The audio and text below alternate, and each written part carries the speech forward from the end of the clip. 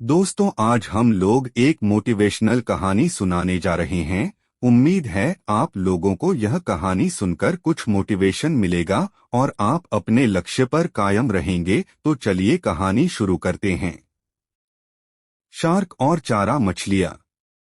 अपने शोध के दौरान एक समुद्री जीव विज्ञानी ने पानी से भरे एक बड़े टैंक में शार्क को डाला।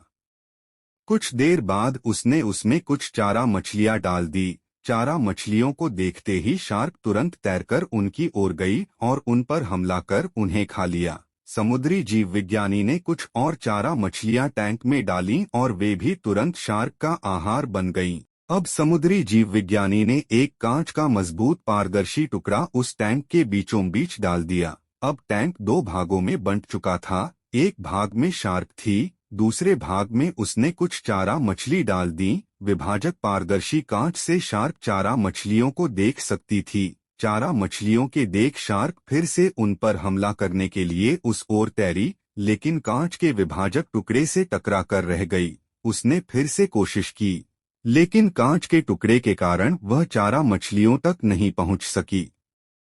शार्क ने दर्जनों बार पूरी आक्रामकता के साथ चारा मछलियों पर हमला करने की कोशिश की, लेकिन बीच में कांच का टुकड़ा आ जाने के कारण वह असफल रही।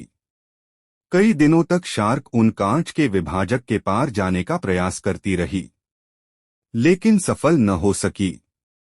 अंततः थक हार कर उसने एक दिन हमला करना छोड़ दिया और टैंक के अपने भाग में रहने लगी। कुछ दिनों बाद समुद्री जीव विज्ञानी ने टैंक से वह कांच का विभाजक हटा दिया, लेकिन शार्क ने कभी उन चारा मछलियों पर हमला नहीं किया, क्योंकि एक काल्पनिक विभाजक उसके दिमाग में बस चुका था और उसने सोच लिया था कि वह उसे पार नहीं कर सकती।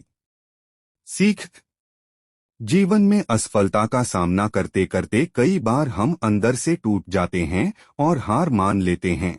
हम सोच लेते हैं कि अब चाहे कितनी भी कोशिश कर लें, सफलता हासिल करना नामुमकिन है, और उसके बाद हम कभी कोशिश ही नहीं करते, जबकि सफलता प्राप्ति के लिए अनवरत प्रयास आवश्यक है।